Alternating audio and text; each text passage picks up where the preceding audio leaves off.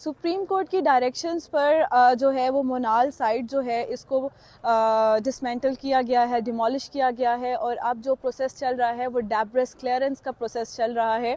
और इंशाल्लाह ताला हमारा जो मास्टर प्लान है वो with the help of best architectures और हमारे बोर्ड मेंबर्स जो हैं उनकी कंसल्टेशन में उसके बाद हम फर्दर इस एरिया को मार्गला व्यू पॉइंट बनाना चाह रहे हैं। यहाँ पर नेटिव प्लांट स्पीशीज़ जो हैं उनको लगाना चाह रहे हैं और इस एरिया को हम आवाम के लिए, पब्लिक के लिए फ्री ऑफ कॉस्ट जो है वो ओपन कर देंगे ताकि हर तबके से ताल्लुक़ रखने वाले जो लोग हैं वो यहाँ पर आएँ और कुदरत के नज़ारे देख सकें।